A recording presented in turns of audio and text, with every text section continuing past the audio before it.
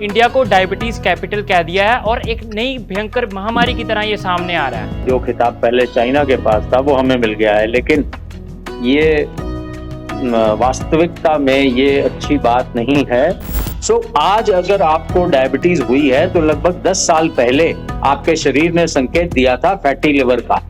तब यदि आपने अपने आप का सुधार कर लिया होता तो शायद आप डायबिटीज से बच जाते। नींद स्लीप एक बहुत बड़ा कारण है हमारी सेहत को न ठीक रखने देने का। ये दो बातों का अगर हम ख्याल रखेंगे तो डेफिनेटली बीमारी को शुरुआती तौर पे पकड़ के हम उसको रिवर्स कर पाएंगे। कि अगर आपको डायबिटीज हुए 2 साल, 3 साल, 4 साल, 5 साल से ज्यादा नहीं हुए हैं तो यह 100% रिवर्स की जा सकती है और HbA1c आपका 8-9 के आसपास है तो आप अपनी डायबिटीज को इस फार्मूले से रिवर्स कर सकते हैं।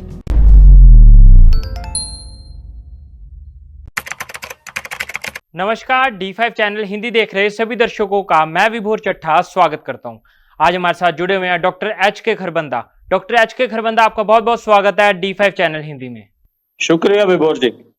सर, आज हम डायबिटीज के ऊपर बात करेंगे क्योंकि इंडिया को डायबिटीज कैपिटल कह दिया है और एक नई भयंकर महामारी की तरह ये सामने आ रहा है। इसके बारे में मैं जानना चाहूंगा, ये डायबिटीज होने के क्या कारण है और ये इंडिया में क्यों ज्यादा बढ़ रहा है? भारत ने कहने को तो उपलब्धि हासिल की है कि भारत विश्व का डायबिटीज कैपिटल बन गया है। जो खिताब पहले चाइना के पास था वो हमें मिल गया है, लेकिन ये वास्तविकता में ये अच्छी बात नहीं है। हम बीमारी की गुलामी का शिकार हो रहे हैं और ये खुद हमारी ही गलती है। ये हमारा खान पान है और पूरा दिन कुर्सी पे जमे बैठे रहना है जो हमें डायबिटीज की ओर धकेल रहा है। सबसे पहले आते हैं खान पान। खाना और पीना, ये बहुत बड़ी बात है जो कि हम लोगों को अब समझ नहीं आ रही। हमारा खान पान आज से 60 साल पहले वाला है। जो हम 60 साल पहले खाते थे वही खा रहे हैं, जबकि हमारी जीवन शैली 60 साल पहले लगभग हर भारतीय खेतों में काम करता था। आजकल चौथा हिस्सा भारत का शहरों में, दफ्तरों में, एसी दफ्तरों में बैठ के एसी गाड़ियों में जाता है और ट्रैवल करके काम करता है। IT सेक्टर में आ गया, कुर्सियों पे बैठता है, बेसिकली सेडेंटरी लाइफ कर रहा है और एक्सरसाइज की बहुत ज्यादा फुर्सत नहीं है लोगों को। ऐसे में वही खान पान रखना ये डायबिटीज का कारण बन रहा है। ये बहुत बड़ा कारण है और इस कारण के पीछे एक और कारण छिपा है, फैटी लिवर। इस वक्त भारत में लगभग हर तीसरे व्यक्ति का लिवर फैटी होना शुरू हो चुका है, चाहे वो अल्कोहलिक हैं चाहे वो नॉन अल्कोहलिक है। नॉन अल्कोहलिक को हम NAFL कहते हैं, नॉन अल्कोहलिक फैटी लिवर। तो वो भी उतना ही, फाइब्रोसिस उसमें भी आता है, सिरोसिस उसमें भी आता है। आज अगर आपको डायबिटीज हुई है तो लगभग 10 साल पहले आपके शरीर ने संकेत दिया था फैटी लिवर का। तब यदि आपने अपने आप का सुधार कर लिया होता तो शायद आप डायबिटीज से बच जाते। तो ये सारी कहानी है फैटी लिवर और फिर डायबिटीज और फिर सारी उम्र दवाओं का और कॉम्प्लिकेशंस का। डायबिटीज खुद इतना कुछ नहीं कहती, लेकिन जो डायबिटीज के कॉम्प्लिकेशंस हैं वो घातक है। जी सर, स्ट्रेस भी क्या बड़ा रोल निभा रहा है डायबिटीज होने में? नींद स्लीप एक बहुत बड़ा कारण है हमारी सेहत को न ठीक रखने देने का। क्योंकि मैंने बताया आपको कि फैटी लिवर से, डायबिटीज से पहले हम फैटी लिवर का शिकार होते हैं। कारण हम फैटी लिवर को अगर हम फैटी लिवर पे ही रिवर्स कर लें तो डायबिटीज ही नहीं आएगी। तो इसलिए मैं लिवर की बात ज्यादा करूंगा जब डायबिटीज की बात होती है। देखिए, हमारा मकसद ये रहता है कि हमें प्रिवेंशन, बीमारी की आए ही ना बीमारी, ताकि इलाज वाली कंडीशन पे जाना ही ना पड़े। तो ये कोशिश हमारी होती है कि हम बिना दवाओं के बीमारी को रिवर्स कर लें या आने ही ना दें। तो prevention is always better than cure और ट्रीटमेंट।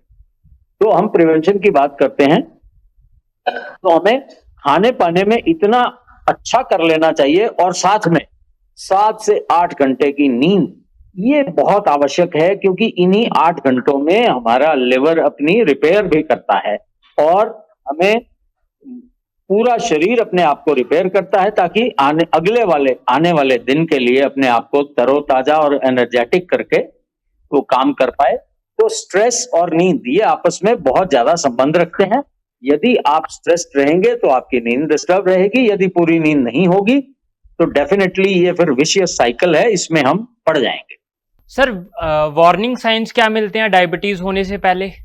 हमने कई बार देखा है कि अच्छे भले इंसान को शरीर का वजन कम होना शुरू हो जाता है, भूख लगनी कम या ज्यादा हो जाती है, बहुत भूख में प्रॉब्लम आ जाती है, पेशाब बार बार जाने लगता है इंसान, और अनएक्सप्लेन्ड कमजोरी महसूस होती है, थकान महसूस होती है। ये जब सिम्टम्स आ जाएं, आपको समझ ना आए कि आपको है क्या, आपका काम करने में रुचि ना हो, रुचि तो है लेकिन काम कर ही नहीं पा रहे, आप थक जाते हैं इतना कि काम ही नहीं कर पाते।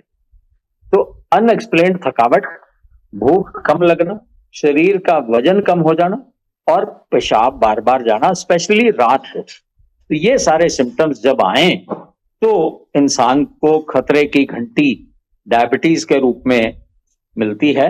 हालांकि इन सिम्टम्स के आने से कुछ साल पहले ही थकान, इंडाइजेशन शुरू हो जाती है। जब फैटी लिवर आता है तो उसमें भी थकान और हाजमे से जुड़ी हुई गैस बनना, कब्ज रहना, ये सारी तकलीफें पहले ही शुरू हो जाती हैं, लेकिन हम उसको इतनी बारीकी से देख नहीं पाते, सोच नहीं पाते। इसलिए मेरी ये सलाह है कि 25 वर्ष के बाद आप साल में या कम से कम 2 साल में एक बार अपने फिजिशियन से मिलकर जरूर अपना वार्षिक या 2 सालों में एक बार जरूर चेकअप करा लें, ताकि बीमारी बढ़ने से पहले या आने से पहले ही हम उसको रोक पाएं।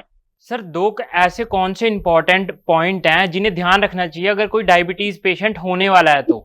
डायबिटीज होने से पहले तो आप अगर युवा हैं और अगर फैमिली में डायबिटीज रन नहीं करती तो हमें कमर की साइज, बेल्ट साइज का ख्याल रखना चाहिए। 90 से ज्यादा मर्दों की और 80 से ज्यादा महिलाओं की ये कमर नहीं होनी चाहिए।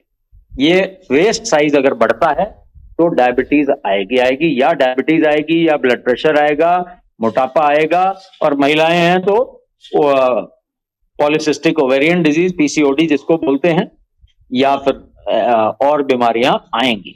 ये सब बीमारियां आने से पहले एक तो हमें मोटापे का ख्याल रखना है, दूसरा यदि हमारा वजन एकदम से बढ़ता है या एकदम से कम होता है तो भी हमें ख्याल रखना है। ये 2 बातों का अगर हम ख्याल रखेंगे तो डेफिनेटली बीमारी को शुरुआती तौर पे पकड़ के हम उसको रिवर्स कर पाएंगे। जी सर, अगर किसी युवा पेशेंट को डायबिटीज हो जाती है तो उन्हें किन बातों का खास तौर पर ख्याल रखना चाहिए, और क्या जीवन भर उसे दवाइयों का सहारा ही लेना पड़ेगा? हम लोग डायबिटीज रिवर्सल पे काम कर रहे हैं और ये खुशी की और हर्ष की बात है कि स्टडीज, प्रॉपर ट्रायल्स हुए हैं, प्रॉपर स्टडीज हुई हैं कि अगर आपको डायबिटीज हुए 2 साल, 3 साल, 4 साल, 5 साल से ज्यादा नहीं हुए हैं तो यह 100% रिवर्स की जा सकती है। आजकल एडवांस्ड हमारे डायबिटीज मॉनिटरिंग सिस्टम आ गए हैं जो कि यहाँ इम्प्लांट कर दिए जाते हैं बाजुओं में। बटन सा आपने देखा होगा, सफेद रंग का एक बटन लगा होता है जो 24 घंटे आपके ग्लूकोज मॉनिटर करता है। उसके जरिए स्टडीज जारी हैं। कुछ भी खाएं, जैसे हम एक रोटी खाते हैं तो हम उसका ग्लाइसीमिक इंडेक्स 2 घंटे के बाद नापते हैं, ग्लाइसीमिक इंडेक्स कितना है इसका, इसने हमारे शरीर में जाके ग्लूकोज का कितना लोड मांगा, इससे शरीर से कितना इंसुलिन मांगा, तो ये हमारे पास इंडेक्स आ जाता है। उस लिहाज से हम डाइट पे भी फोकस करते हैं। और विभोर जी, आप ये जान के हैरान हो जाएंगे, गेहूं, चावल, मीठा और दूध के पदार्थ यदि कम कर दिए जाएं तो डायबिटीज अपने आप कम हो जाती है, बल्कि शुरुआती सालों में तो रिवर्स ही हो जाती है। तो क्या सर उसको पूरी जिंदगी डेयरी प्रोडक्ट्स और चावल और रोटी बंद रखनी पड़ेगी? कुदरत बहुत बड़ी नियामत है हमारी। अगर दूध हम रूटीन वाला बंद करते हैं तो उसके बजाय बादाम का दूध और नारियल का दूध, ये विश्व के सबसे उत्तम दूध हैं जो हम बड़ी आसानी से घर में बना सकते हैं और इनका सेवन कर सकते हैं। इसी तरह अगर हम गेहूं छोड़ें तो उसके बदले हमारे पास कोदरा है जिसकी गुरु नानक देव जी खेती करते थे, वन ऑफ द मिलेट्स, या 5 श्री धान्य जो मिलेट्स हैं जिन्हें हमारे डॉक्टर खादर वली भी बहुत प्रमोट करते हैं, पद्मश्री हैं। तो ये 5 मिलेट्स जो कि Kodra, foxtail, बर्नियार्ड, little and processed, ये पांचों मिलेट्स अगर हम इस्तेमाल करें तो इनका आटे की रोटी भी हम ले सकते हैं। ऐसा कुछ नहीं है, इन्हीं के चावल भी हम ले सकते हैं। तो हर चीज का सोल्यूशन मिल जाता है। या फिर हम अपनी दिनचर्या इतनी ठीक कर लें, एक्सरसाइज इतनी बढ़ा लें। अब देखिए विभोर जी, मैं ये भी टच करना चाहूंगा, हम सैर को एक्सरसाइज मान लेते हैं, लेकिन असल में एक्सरसाइज की डेफिनेशन शुरू कहां से होती है? जब शरीर को पसीना आना शुरू हो तब से 40 मिनट, जी। उसको हम एक्सरसाइज कहते हैं। तो पसीने में डूबे हुए अगर आपको 40 मिनट हो जाए, वो एक्सरसाइज गिनी जाती है। तो सर शुगर पेशेंट की लाइफस्टाइल कैसे होनी चाहिए, दिनचर्या कैसी होनी चाहिए? कि सुबह आप एक्सरसाइज करें, और एक्सरसाइज तब से गिने, बाकी सारा वार्म अप है। आप जितनी मर्जी सैर कर लें, उसको वार्म अप नहीं कहेंगे। एक्सरसाइज तब शुरू होती है जब पसीना आना शुरू हो जाए और 40 मिनट लगातार बढ़ सकता है। फिर आप हकदार हैं थोड़ी बहुत गेहूं खाने के, चावल खाने के, थोड़ा दूध पीने के, और ये नॉर्मल लाइफ।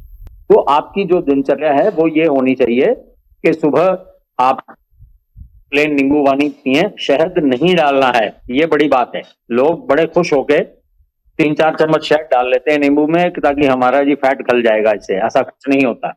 सिर्फ नींबू पानी आप पी सकते हैं, नारियल पानी पी सकते हैं, ऐसा कुछ आप कर सकते हैं। सुबह ये लें। उसके बाद नाश्ते में आप स्प्राउट्स लें, मूंग साबुत के, काले चने के और मेथी के। मेथी हमेशा से डायबिटीज के लिए बहुत उत्तम मानी जाती है। जी। और इसी तरह करेले का जूस अगर आप निकाल के लेते हैं, या करेले की सब्जी जल्दी जल्दी खाते हैं, तो वो भी घिया, तोरी, टिंडे अमृत माने जाते हैं डायबिटीज वालों के लिए। जितनी भी सब्जियां हैं, दालें बिल्कुल ले सकते हैं खूब सारी। सो लंच में हम सबसे पहले तो सलाद खाएं 1 प्लेट, जिसमें टमाटर जरूर हो। साथ ही आप अपनी दालों की खूब मात्रा लें। रोटी अगर आपने लेनी है तो इन पांचों मिलेट्स में से किसी की आप रोटी ले सकते हैं। ये आपका लंच होना चाहिए। और उसके बाद अगर आपने दोपहर बाद चाय पीनी है, शाम की चाय जिसे हम बोलते हैं, तो आप ग्रीन टी पिए, ब्लैक टी पिए, न दूध हो न चीनी हो, और साथ में काले चने हो, ना नमकीन ना बिस्किट। बड़ा स्पष्ट ख्याल रखना है, बोतल में बंद, पैकेट में बंद, लिफाफे में बंद कुछ भी नहीं खाना है। ऐसा कुछ भी नहीं खाना जो कि बोतल में बंद हो, लिफाफे में बंद हो या पैकेट में बंद हो। चाहे वो चिप्स हैं, चाहे वो नमकीन है, चाहे वो बिस्किट हैं, इन सब से हम दूर रहें, तभी हम स्वस्थ रह सकते हैं। और रात को कोशिश करें सब्जियों का सूप पिएं। जितनी भी सब्जियां आपको मिलती हैं कुकर में डालें, 1 सीटी आए, खूब सारी सब्जियां भी स्टीम हो गई, वो भी खा लीजिए, और 2 या 3 या 4 कटोरी आप सूप पी लीजिए। ये हमारा दिनचर्या होनी चाहिए। और इन बिटवीन हर खाने के बाद 10-15 मिनट आप सैर करें। तो अगर आप ये सब करते हैं तो आप डायबिटीज से बचे रहेंगे। और यदि आपको डायबिटीज के शुरुआती साल हैं, 10 साल से कम है डायग्नोज हुए, और HbA1c आपका 8-9 के नीचे है, 8-9 के आसपास है, तो आप अपनी डायबिटीज को इस फार्मूले से रिवर्स कर सकते हैं। सर अगर इस सब लाइफस्टाइल के जो आपने बताया, इसमें अगर हमने 2 इंपॉर्टेंट पॉइंट निकालने हो तो वो कौन से इंपॉर्टेंट पॉइंट होंगे जिससे कि लोग आज अगर फॉलो करें तो उनको असर देखने को मिल जाए? बड़ा आसान है, 4 चीजें खाने से हटा दीजिए। किसी भी तरह का मीठा जिसमें शुगर और जिसमें आर्टिफिशियल स्वीटनर, वो भी नहीं लेने। कोई भी मीठा या आर्टिफिशियल स्वीटनर नहीं लेने। नंबर 2, दूध किसी भी तरह का, सिर्फ नारियल का दूध और बादाम का दूध, ये आप दोनों दूध ले सकते हैं। तीसरा, गेहूं, हर तरह की गेहूं, गेहूं के सारे पदार्थ। चौथा, चावल और चावल के सारे पदार्थ। चावल के पदार्थों में पोहा भी आता है, जिसे हम बड़े शौक से खाते हैं और उसको हेल्दी माना जाता है, लाइट माना जाता है। इसी तरह गेहूं में ओट्स आते हैं जिसको बड़ा लाइट और हल्का माना जाता है। ये दोनों भी नहीं खाने हैं। तो इस तरह से अगर हम परहेज करें, ये चारों चीजें अगर खाना छोड़ दें, तो अगर एक्सरसाइज कम भी करेंगे तो भी गुजारा चल जाएगा। अगर ये चारों को रिलीजियसली आप छोड़ देते हैं तो आप डायबिटीज रिवर्स कर पाएंगे। और बड़ी जल्दी, पहले महीने आप अपना वजन 3 से 4 किलो कम कर पाएंगे। सर क्या गलती करते हैं ऐसे शुगर पेशेंट सुबह उठते ही जिनसे उनकी पूरे दिन शुगर बढ़ी रहती है? तो पूरे दिन शुगर अगर बढ़ेगी तब अगर बार बार आप हाई कार्बोहाइड्रेट का खाना खाएंगे और कार्बोहाइड्रेट से पहले सैलेड नहीं लेंगे, ये बड़ी बात है। तो आपको कुछ बातें गांठ बांध लेनी चाहिए। कार्ब्स नहीं खाने हैं। कार्ब्स में क्या आता है, जो चीजें जमीन के नीचे दबी मिलती हैं, जैसे आलू है, कचालू है, ये चीजें नहीं खानी है। आलू, शकरकंदी, ये चीजों से थोड़ा सा कम खानी है। कार्ब्स हमारी प्लेट में कम होने चाहिए। इसी तरह फैट हमारी प्लेट में जो हेल्दी फैट्स हैं वो होने चाहिए, जैसे कि देसी घी आप 10 ग्राम 24 घंटे में ले सकते हैं। और नंबर 2, आपने खाने से पहले ग्रीन सैलेड या टमाटर, जो भी सीजनल सैलेड है, खीरा है, ककड़ी है, प्याज है, ये सारे सलाद आप कम से कम 300-400 ग्राम आप जरूर खाइए। एक छोटी प्लेट सलाद अगर आप पहले खा लें, उसके बाद अगर आप नॉर्मल फूड भी लेते हैं तो भी आपको ज्यादा मुश्किलें नहीं आती। तो ये इस तरह से मेल जोल करके आप डाइट का फोकस करेंगे तो आप स्वस्थ रहेंगे। सर ऐसा मैंने सुना था कि सुबह के टाइम फ्रूट्स खाना डायबिटीज पेशेंट के लिए ठीक होता है, उनसे उनकी शुगर कम होती है, क्या सच है ये? जितने भी मीठे फ्रूट हैं वो डायबिटीज मरीजों को अवॉइड करने हैं, ये बड़ी बात है। ये बहुत अच्छा पॉइंट आपने विभोर जी टच किया है। हमें कहा जाता है कि फ्रूट्स आप जितने मर्जी खाइए। हाँ, अगर आप डायबिटीज में नहीं हैं, प्री डायबिटिक भी हैं, तो आप सारे फ्रूट जितने मर्जी खा सकते हैं। लेकिन अगर आप डायबिटीज की दवाएं लेते हैं, आप डायबिटीज की कैटेगरी में आ गए हैं, आपका HbA1c 6.5 से ज्यादा है, तो आपको मीठे फ्रूट अवॉइड करने पड़ेंगे।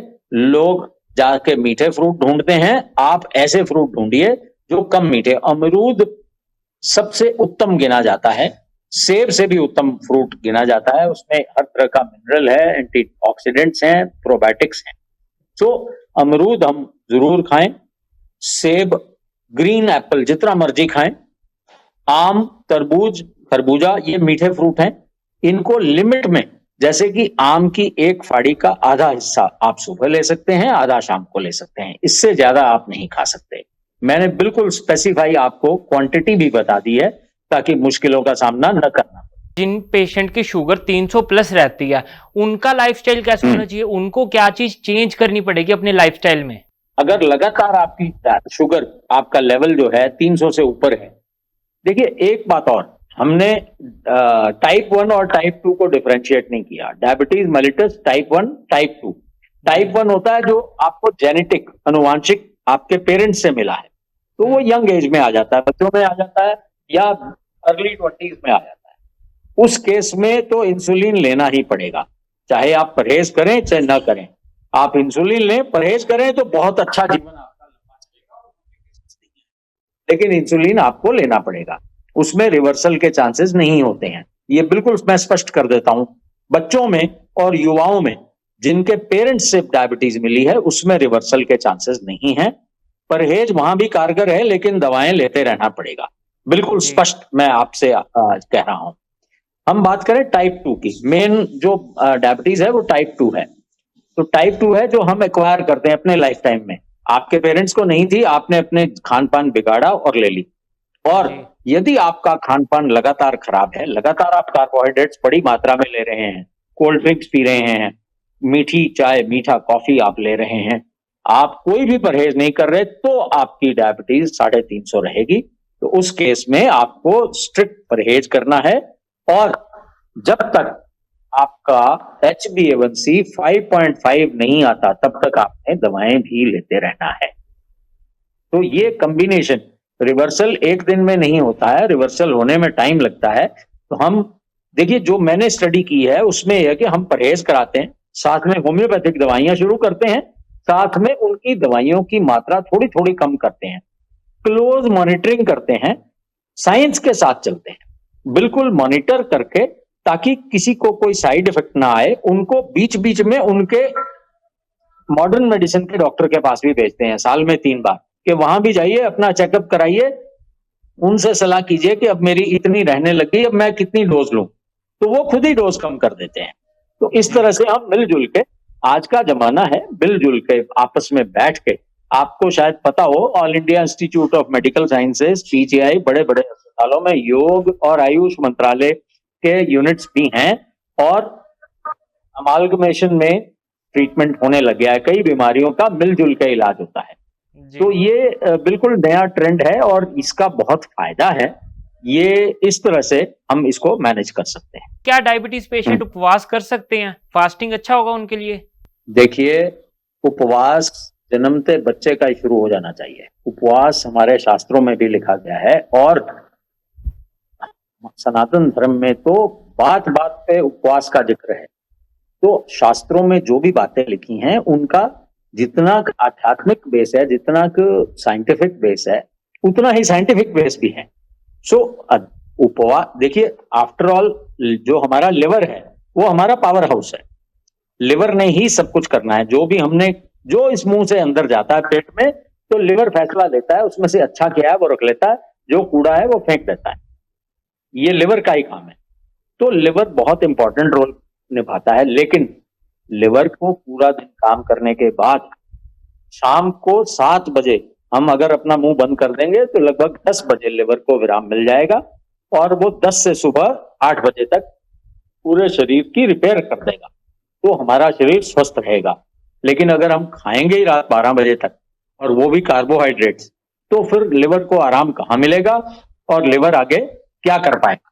तो ये नुकसान फिर रह जाते हैं। इसलिए हमें अपने खाने पीने में इतना ज्यादा सुधार करना है और टाइम लिमिट का भी ख्याल करना है। सुबह का नाश्ता, दोपहर का खाना और शाम का खाना। शाम को 7, देखिए खाने में अगर हम जैन धर्म के नियम अपना लें तो बहुत अच्छे रहेंगे। जैसे सूर्य उगे खाना शुरू करें, जैसे सूर्य छिप जाए खाना बंद कर दें। सर मैं ये भी जानना चाहूंगा, जैसे कि हम शुगर को लीवर के साथ कोरिलेट कर रहे हैं, तो क्या लीवर, अगर किसी को लीवर डिटॉक्स करना हो, ऐसे मैंने सुना था कि ब्लैक कॉफी लीवर को डिटॉक्स करने में फायदेमंद होती है, क्या सच है?